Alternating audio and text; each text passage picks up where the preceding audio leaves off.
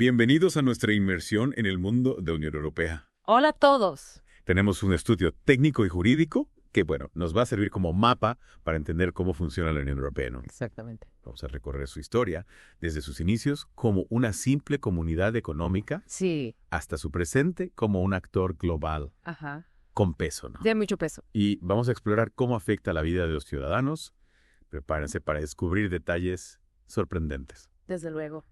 Lo interesante es que la UE ha logrado esta transformación en un tiempo, relativamente corto. Imagínate, después de la Segunda Guerra Mundial, la idea de una Europa unida era una utopía para muchos. Justamente.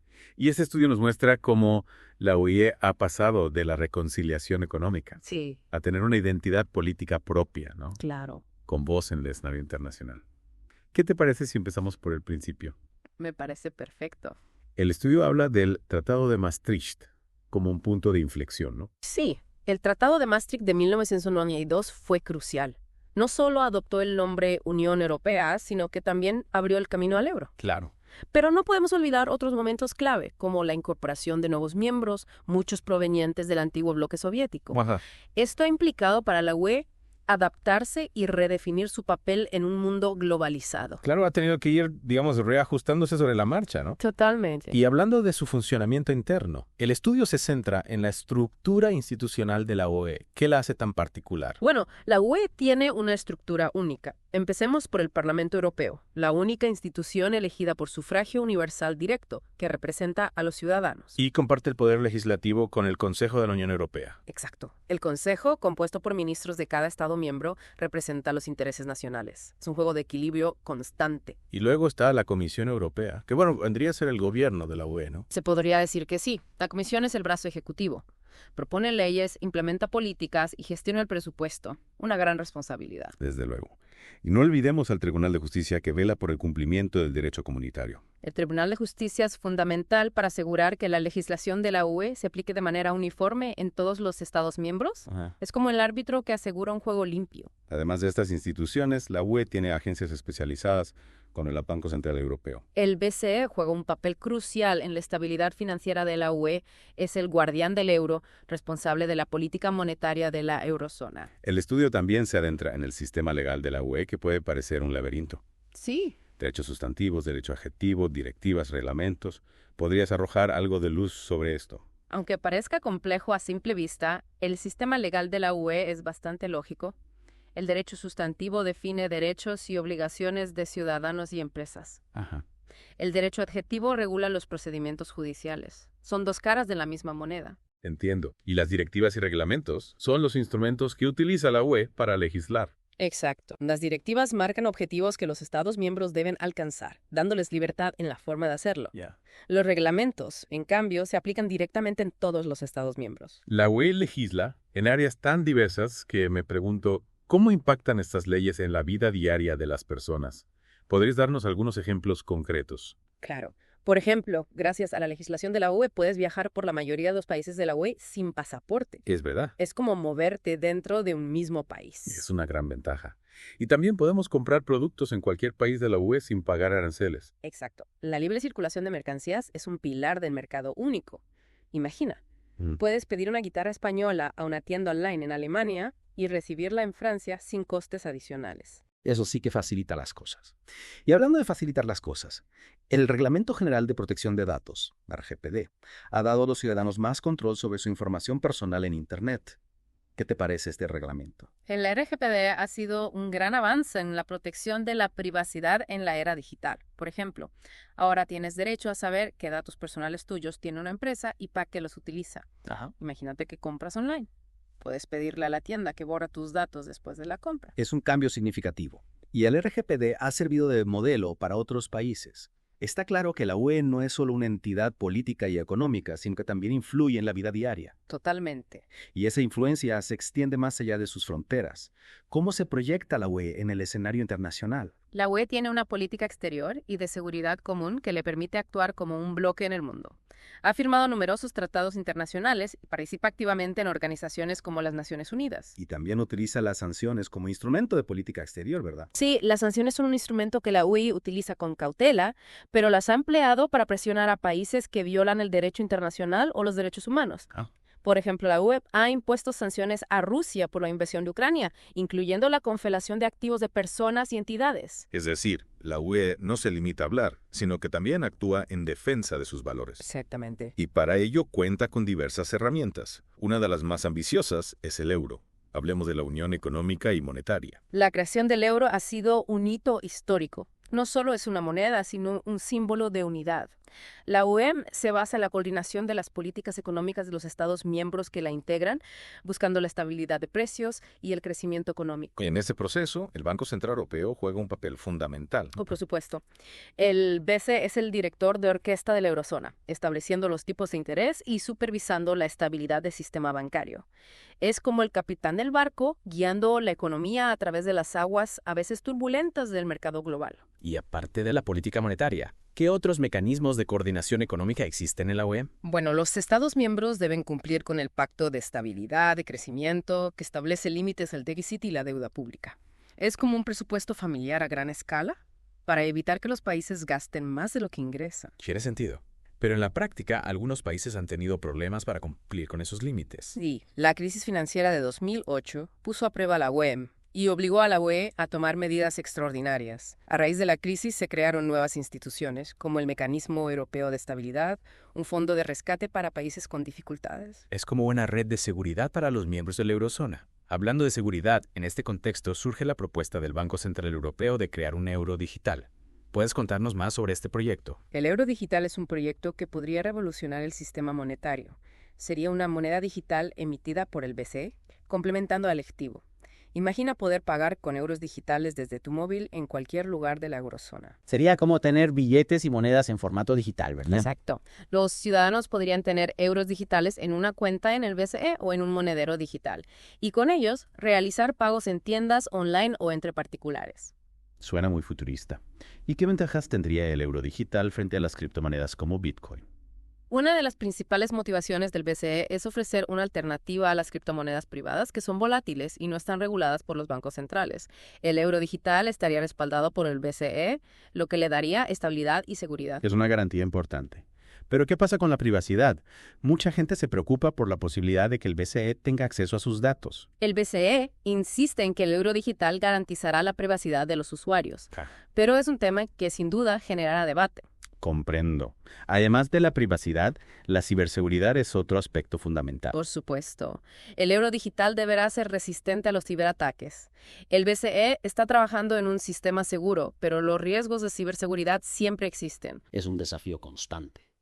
Y otro factor a considerar es el impacto en la estabilidad financiera. Claro.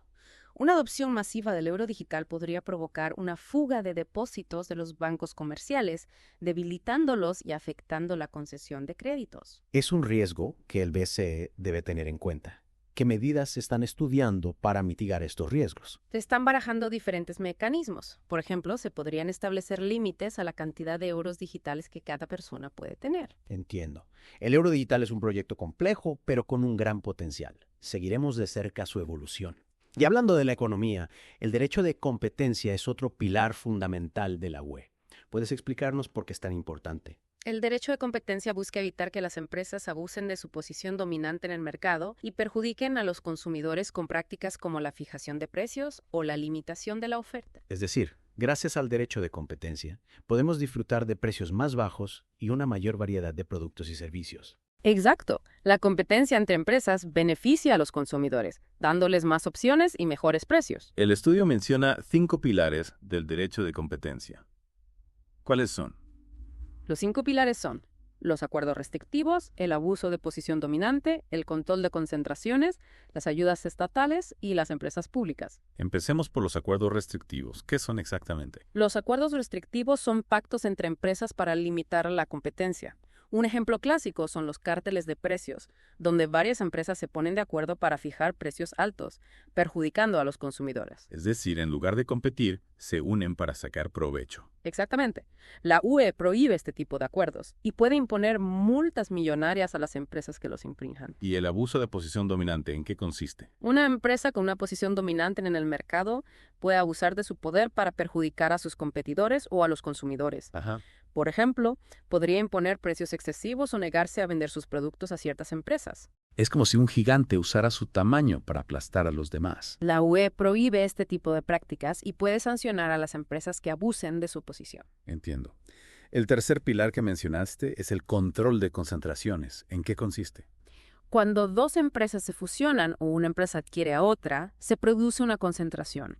La UE puede revisar estas operaciones para evitar que creen o refuercen una posición dominante que perjudique la competencia. Es decir, la UE puede intervenir para evitar que se formen monopolios que perjudiquen a los consumidores. Exacto. El objetivo es garantizar que el mercado siga siendo competitivo. ¿Y qué hay de las ayudas estatales? Las ayudas estatales son subvenciones o apoyos financieros que los gobiernos dan a las empresas. La UE las regula porque pueden distorsionar la competencia en el mercado único. Si un gobierno da ayudas a una empresa, esta tendrá una ventaja injusta sobre sus competidores de otros países. Claro, eso podría afectar al libre comercio entre los Estados miembros. ¿Y en qué casos se permiten las ayudas estatales? La UE tiene normas muy estrictas. Solo se autorizan en casos excepcionales, como para promover el desarrollo regional o la innovación. Tiene sentido. Y por último, mencionaste las empresas públicas. ¿Qué papel juegan en el derecho de competencia? Las empresas públicas son empresas controladas por el Estado. La UE se asegura de que no abusen de su posición y compitan en igualdad de condiciones con las empresas privadas. Deben respetar las mismas reglas del juego. Es decir, no pueden recibir un trato de favor por parte del Estado. Exacto. La competencia justa beneficia a todos. El derecho de competencia es un tema fundamental para el buen funcionamiento del mercado único. ¿Podrías darnos algunos ejemplos de cómo la UE ha sancionado a empresas que han infringido estas normas? Por supuesto. Uno de los casos más conocidos fue la multa impuesta a Google por abusar de su posición dominante en el mercado de los motores de búsqueda. ¿Qué hizo Google exactamente? Google favoreció sus propios servicios de compras online en los resultados de búsqueda, perjudicando a sus competidores. La UE le impuso una multa millonaria y le obligó a cambiar sus prácticas. Es un ejemplo de cómo la UE actúa para proteger la competencia en el mercado digital. Y hay otros casos relevantes. Otro caso importante fue la multa impuesta a Apple por acuerdos fiscales con Irlanda. La UE consideró que esos acuerdos daban a Apple una ventaja fiscal ilegal y lo obligó a devolver los impuestos no pagados. La UE se toma muy en serio la competencia justa, incluso para las grandes empresas tecnológicas. Hablando de tecnología, la transformación digital está teniendo un gran impacto en el mundo. Sí. ¿Cómo está afectando a la UE? La digitalización está transformando la UE tanto internamente como en sus relaciones exteriores. Es un proceso continuo de adaptación a las nuevas tecnologías. ¿Puedes contarnos un poco más sobre este impacto? Claro. En el ámbito interno, la UE está impulsando el mercado único digital para eliminar barreras al comercio electrónico y facilitar el acceso a los servicios digitales. Es decir, la UE quiere crear un espacio digital sin fronteras, donde los ciudadanos y las empresas puedan operar sin limitaciones. Exacto. Imagina poder comprar online en cualquier país de la UE sin problemas de geoblocking o disfrutar de tus suscripciones digitales mientras viajas por Europa. Sí, fantástico. Pero claro, con la digitalización también surgen nuevos desafíos. ¿Cómo se está asegurando la UE de que la tecnología se utilice de manera responsable? La UE está trabajando en varios frentes. Por ejemplo, ha aprobado el Reglamento General de Protección de Datos, el RGPD, para proteger la privacidad de los ciudadanos en el mundo digital. El RGPD ha dado a los ciudadanos más control sobre sus datos personales y ha obligado a las empresas a ser más transparentes. Exacto. Y la UE también está trabajando en un marco legal para la ciberseguridad, buscando prevenir y responder a los ciberataques. En un mundo cada vez más interconectado, la ciberseguridad es crucial. Totalmente. La UE está impulsando la cooperación internacional en ciberseguridad para compartir información y coordinar acciones con otros países. Es un desafío global que requiere una respuesta global. Y hablando de desafíos globales, la digitalización también está transformando las relaciones exteriores de la UE. Sí, la UE está utilizando la tecnología para fortalecer su presencia diplomática en el mundo a través de la diplomacia digital. ¿Qué es exactamente la diplomacia digital? Es el uso de las tecnologías digitales, como las redes sociales o las plataformas de videoconferencia, para alcanzar objetivos de política exterior. Entiendo. Es como si la UE estuviera usando las nuevas herramientas de comunicación para llegar a un público más amplio. Exacto. La diplomacia digital permite a la UE comunicarse con sus ciudadanos en el extranjero, difundir información sobre sus políticas y valores e interactuar con otros actores internacionales. Es una forma de proyectar la voz de la UE en un mundo cada vez más digitalizado. Precisamente. Y la UE también utiliza la diplomacia digital para contrarrestar la propaganda y la desinformación. Es una batalla importante en la era de las fake news. La UE está usando la tecnología para defender sus intereses y valores en el mundo digital. Sí, la diplomacia digital se ha convertido en una herramienta esencial para la UE. Y hablando de herramientas esenciales, la UE ha utilizado las sanciones económicas en varias ocasiones para defender sus valores. Sí. ¿Puedes contarnos un poco más sobre este instrumento de política exterior? Claro, las sanciones son un instrumento que la UE utiliza con mucha cautela, pero que ha demostrado ser efectivo en algunos casos. Por ejemplo, se han impuesto sanciones a Rusia por la anexión ilegal de Crimea y su intervención en Ucrania. ¿En qué consisten esas sanciones? Las sanciones a Rusia incluyen la congelación de activos de personas y entidades, restricciones de viaje y la limitación del acceso a los mercados financieros europeos. Son medidas contundentes. Y se han impuesto sanciones a otros países. Sí, la UE también ha impuesto sanciones a Siria por la represión del régimen de Bashar al-Assad contra la población civil. ¿Qué tipo de sanciones se han impuesto a Siria? En el caso de Siria, las sanciones incluyen un embargo de armas, la congelación de activos de miembros del régimen y la prohibición de exportar productos que puedan usarse para la represión. Entiendo. Las sanciones son un instrumento complejo que la UE utiliza en situaciones extremas para defender sus valores e intereses. Exacto. Y la UE siempre trata de minimizar el impacto de las sanciones en la población civil. Es un factor importante a tener en cuenta. Y con esto, creo que hemos cubierto una gran parte de lo que nos ofrece este estudio sobre la Unión Europea. Es un tema fascinante y complejo. Sin duda, la UE es una entidad en constante evolución, adaptándose a los desafíos de un mundo cambiante. En la próxima parte de nuestra inmersión seguiremos explorando otros aspectos de la UE. No te lo pierdas. Os esperamos. Si retomamos nuestra inmersión en la Unión Europea, creo que es fundamental comprender cómo la transformación digital está moldeando su funcionamiento interno y su proyección en el escenario global. Totalmente es como si estuviéramos viendo a la UE transformarse en tiempo real, ¿no? Impulsada por la tecnología. Precisamente, y uno de los ejemplos más claros es el Mercado Único Digital, una iniciativa que busca derribar las barreras digitales entre los Estados miembros. Es como si la UE estuviera construyendo un Internet europeo, ¿no? Donde las fronteras físicas ya no importan. En cierto modo, sí. El objetivo del Mercado Único Digital es crear un espacio digital sin fronteras donde ciudadanos y empresas puedan acceder a servicios digitales, comprar online, vender sus productos y hacer negocios sin importar dónde se encuentren en la web. Suena ideal para los emprendedores digitales. ¿Cuáles son las claves de este mercado único digital? El estudio menciona varios aspectos clave. Por un lado, la eliminación del geoblocking, esa práctica que impide a los usuarios acceder a contenido online o comprar productos en sitios web de otros países de la UE. ¿Ah, sí? ¿Cuántas veces me ha pasado que quiero comprar algo online y me dicen que no envíen a mi país? ¡Qué frustrante! Con la eliminación del geoblocking, los consumidores tendrían acceso a una oferta mucho más amplia de productos y servicios online y a precios más competitivos. Me encanta la idea. Además del fin del geoblocking, ¿qué otras ventajas traería el mercado único digital? Otro aspecto importante es la portabilidad de los servicios digitales. Imagina que contratas un servicio de streaming de música en tu país y te vas de vacaciones a otro país de la UE. Con la portabilidad podrías seguir usando tu servicio de streaming sin problemas como si estuvieras en casa. Eso sí que es útil. Se acabaron las limitaciones geográficas para disfrutar de nuestros contenidos digitales favoritos. Exacto. Y el Mercado Único Digital también busca facilitar el desarrollo de la economía digital, impulsando la inversión en infraestructuras digitales, la investigación y la innovación. Es decir, la UE quiere crear un entorno favorable para que las empresas digitales puedan crecer y prosperar en el mercado único. Precisamente. Y esto beneficiaría tanto a las empresas como a los consumidores que tendrían acceso a más y mejores servicios digitales. Pero claro, con la digitalización también surgen nuevos desafíos. Por ejemplo, ¿cómo garantizar la protección de los datos de los ciudadanos en un espacio digital sin fronteras? Es un tema que me preocupa bastante. Es un tema crucial. Por eso, la UE ha aprobado el Reglamento General de Protección de Datos, el famoso RGPD, que establece un marco legal común para la protección de datos en toda la UE. El RGPD ha dado a los ciudadanos más control sobre sus datos personales y ha obligado a las empresas a ser más transparentes en el tratamiento de la información. Recuerdo cuando entró en vigor, muchas empresas tuvieron que actualizar sus políticas de privacidad. Sí, el RGPD ha tenido un impacto significativo. Por ejemplo, ahora tienes derecho a acceder a los datos que las empresas tienen sobre ti, a rectificarlos si son incorrectos o a solicitar que los borren. También se ha reforzado el control sobre la transferencia de datos a terceros países. Son derechos importantes que nos empoderan como ciudadanos. ¿Y qué otras medidas está tomando la UE para garantizar la seguridad y la confianza en el espacio digital? La UE está trabajando en la creación de un marco legal para la ciberseguridad con el objetivo de prevenir y responder a los ciberataques. En un mundo cada vez más interconectado, la ciberseguridad es una prioridad. Cualquier fallo en los sistemas informáticos puede tener consecuencias catastróficas. Totalmente.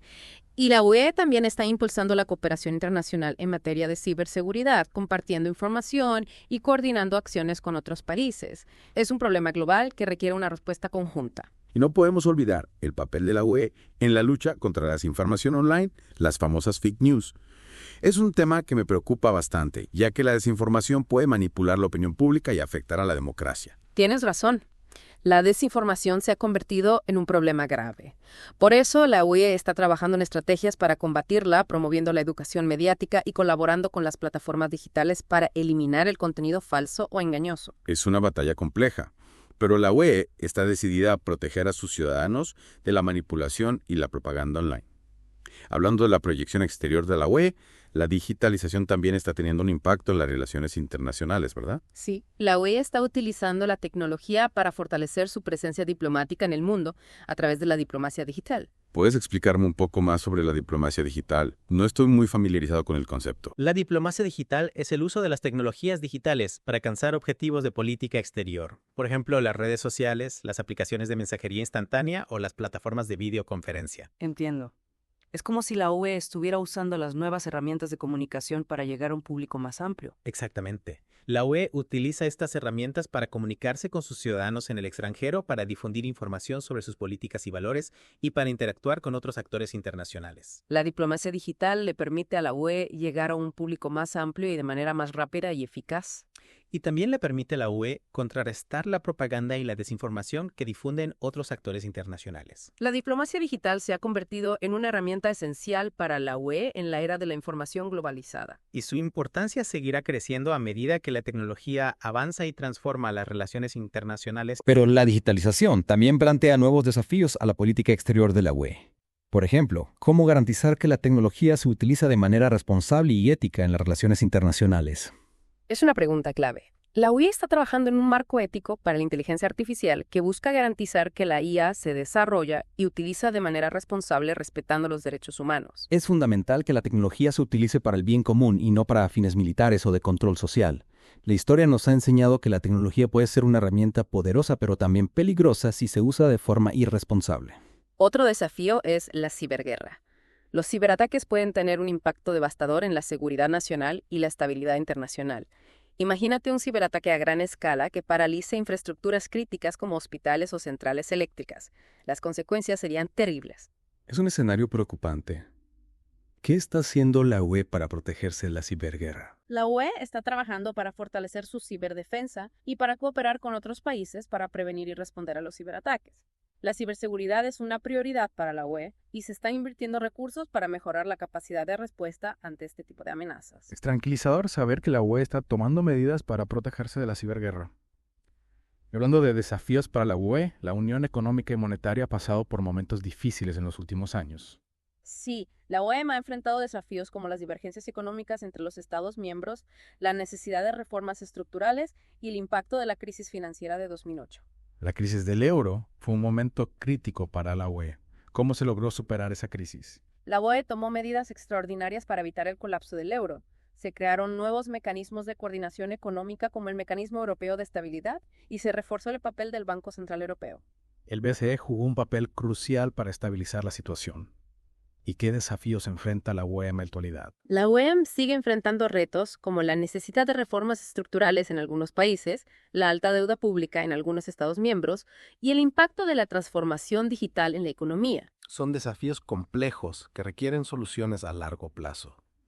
¿Y qué perspectivas de futuro tiene la OEM? La UE está explorando vías para profundizar la integración económica y monetaria. Se habla de una mayor integración fiscal y de la creación de un presupuesto común para la eurozona. Sería un paso importante hacia una mayor unión económica y política. Hablando de la proyección exterior de la UE, el derecho de relaciones exteriores es un ámbito fundamental para comprender su papel en el mundo. Sí, el derecho de relaciones exteriores de la UE ha evolucionado mucho en las últimas décadas. La UE ha ido adquiriendo competencias en este ámbito y ha pasado a ser un actor principalmente económico, a tener un papel más activo en la política exterior y de seguridad común. Es un reflejo de la creciente importancia de la UE en el escenario internacional. ¿Cuáles son los objetivos de la política exterior de la UE? La UE busca promover la paz, la seguridad, la democracia, los derechos humanos, el desarrollo sostenible y el Estado de Derecho en el mundo. Son objetivos ambiciosos que reflejan los valores fundamentales de la UE. ¿Y qué instrumentos utiliza la UE para alcanzar estos objetivos? La UE cuenta con una amplia gama de instrumentos, desde la diplomacia tradicional hasta la cooperación al desarrollo, la ayuda humanitaria y las sanciones económicas. Hablemos un poco más sobre las sanciones económicas. ¿En qué casos la UE puede imponer sanciones a terceros países? La UE puede imponer sanciones a países que violen el derecho internacional, los derechos humanos o que representen una amenaza para la paz y la seguridad internacionales. Por ejemplo, las sanciones impuestas a Rusia por la anexión ilegal de Crimea. Exacto. Las sanciones a Rusia incluyen la congelación de activos, restricciones de viaje y limitaciones al comercio. Son medidas que buscan presionar al gobierno ruso para que cambie su comportamiento. Las sanciones son un instrumento de presión que la UE utiliza con cautela. ¿Hay otros ejemplos de sanciones impuestas por la UE? Sí, la UE también ha impuesto sanciones a Siria por la represión violenta del régimen de Bashar al-Assad contra la población civil. ¿En qué consisten las sanciones a Siria? Las sanciones a Siria incluyen un embargo de armas, la congelación de activos de miembros del régimen y la prohibición de exportar productos que puedan utilizarse para la represión. Entiendo. Las sanciones son un último recurso que la UE utiliza cuando considera que se han agotado las demás opciones. Hablando de la economía de la UE, el derecho de competencia es un pilar fundamental de mercado único. El derecho de competencia busca garantizar que las empresas compitan de forma justa y que los consumidores se beneficien de un mercado competitivo. Es decir, que haya una variedad de productos y servicios a precios razonables. Exactamente. El derecho de competencia evita que las empresas abusen de su posición dominante o realicen prácticas que perjudiquen a los consumidores. El estudio menciona 5 pilares del derecho de competencia.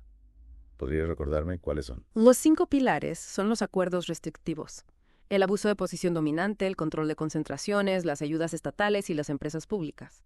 Empecemos por los acuerdos restrictivos. ¿Puedes explicarme qué son y por qué están prohibidos? Los acuerdos restrictivos son pactos entre empresas que buscan limitar la competencia.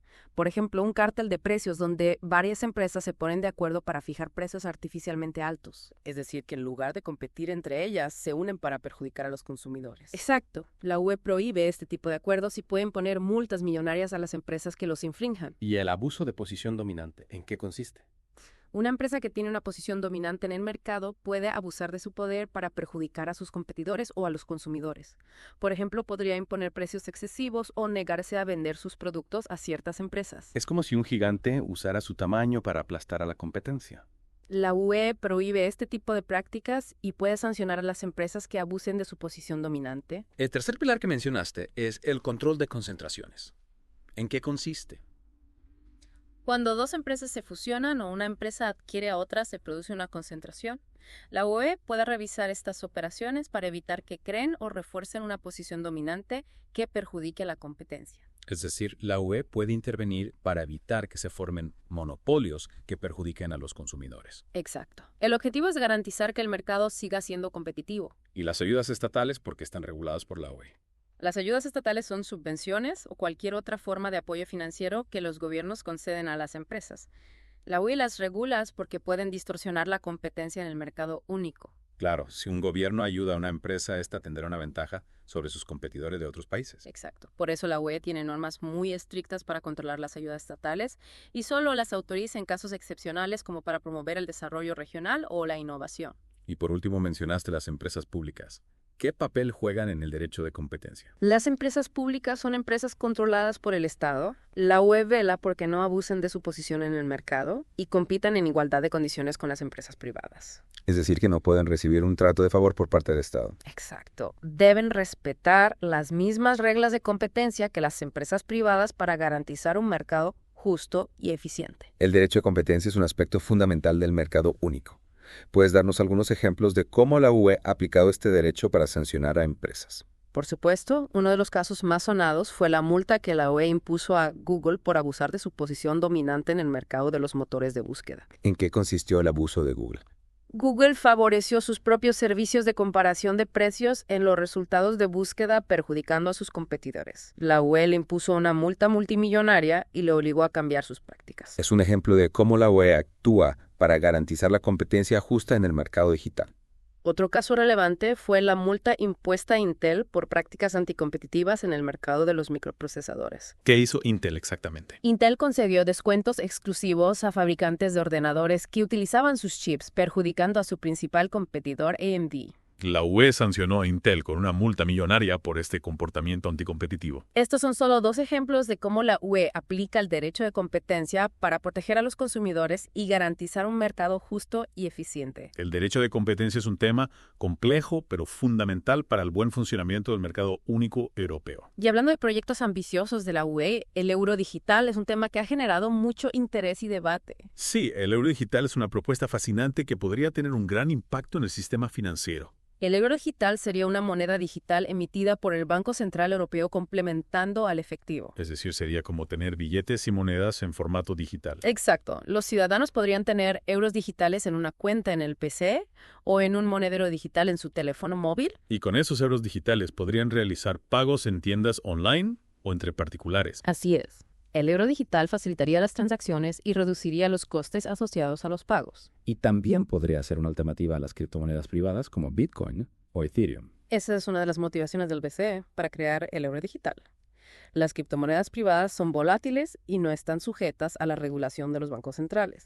El euro digital, en cambio, estaría respaldado por el BCE y sería una moneda estable y segura. Esa es la idea. Pero también hay preocupaciones sobre la privacidad. Algunos temen que el BCE pueda tener acceso a los datos de las transacciones de los ciudadanos. Es una preocupación legítima. ¿Qué garantías de privacidad ofrece el BCE? El BCE asegura que el euro digital garantizará la privacidad de los usuarios. Se están estudiando diferentes diseños que permitan realizar transacciones de forma anónima o con un nivel de privacidad similar al del efectivo. Es importante que se proteja la privacidad de los usuarios. Y otro aspecto clave es la ciberseguridad. Por supuesto, el euro digital deberá ser resistente a los ciberataques para evitar fraudes y robos. ¿Qué medidas están tomando para garantizar la ciberseguridad del euro digital? El BCE está trabajando en el diseño de un sistema seguro para el euro digital utilizando tecnologías avanzadas de criptografía y seguridad informática. La ciberseguridad es un aspecto crucial para la viabilidad del euro digital. Y también hay que tener en cuenta el impacto del euro digital en la estabilidad financiera. ¿De qué manera podría afectar el euro digital a la estabilidad financiera?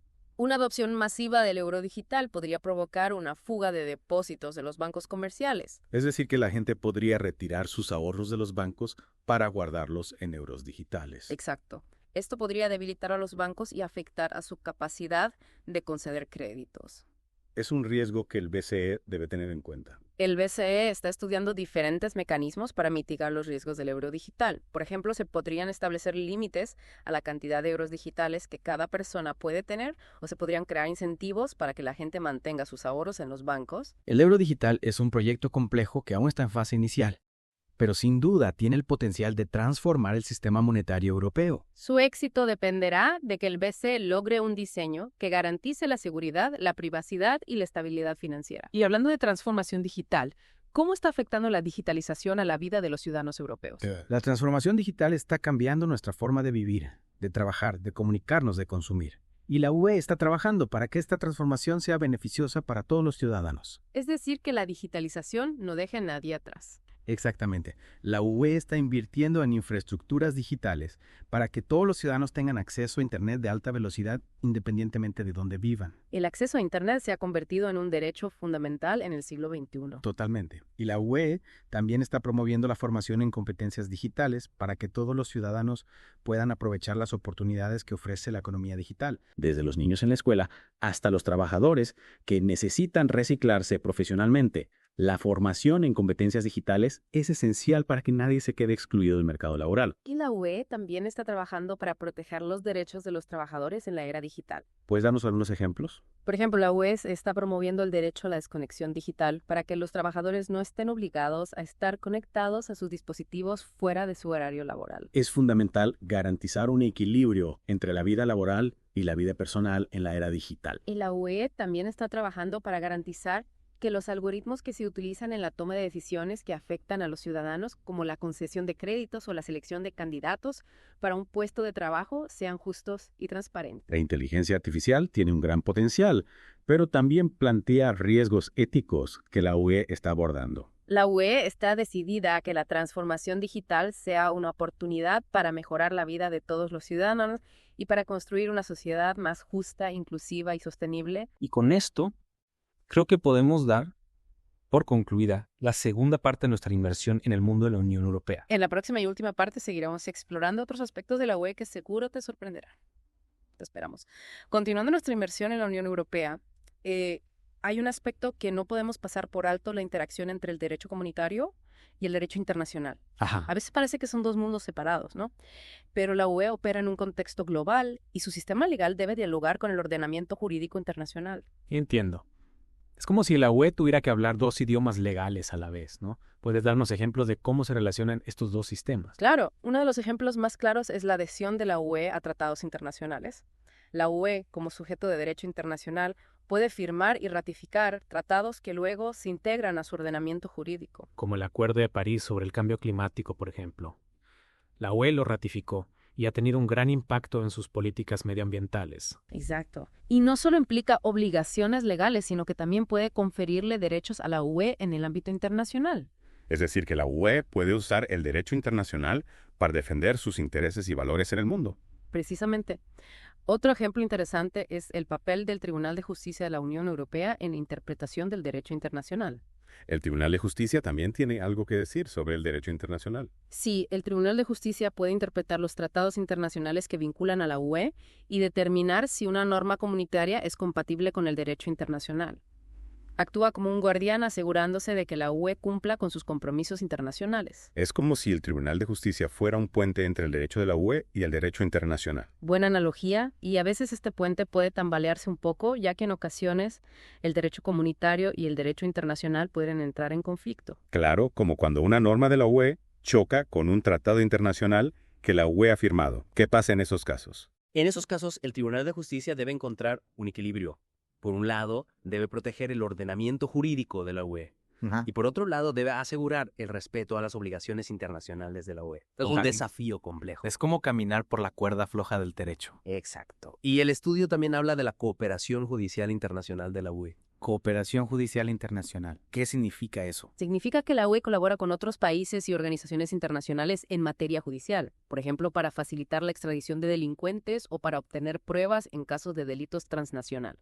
Es decir, que la UE no trabaja sola, sino que busca la ayuda de otros países para hacer frente a la delincuencia internacional. Exacto. La cooperación es fundamental porque muchos delitos como el terrorismo, el narcotráfico o la ciberdelincuencia no conocen fronteras. Claro, es un problema global que requiere una respuesta global. Hablando de problemas globales, uno de los mayores desafíos que ha enfrentado la UE en los últimos años ha sido la gestión de las crisis migratorias. Sin duda, la llegada masiva de refugiados a las costas europeas en 2015 puso a prueba la capacidad de la UE para actuar de manera coordinada y solidaria. Recuerdo esas imágenes impactantes de miles de personas cruzando el Mediterráneo en busca de una vida mejor. Fue un momento muy difícil para Europa. Sí, la crisis migratoria expuso las debilidades del sistema europeo de asilo y la falta de solidaridad entre algunos Estados miembros. Algunos países se vieron desbordados, mientras que otros se mostraron reacios a compartir la responsabilidad. Y esto generó tensiones políticas y sociales que aún persisten hoy en día.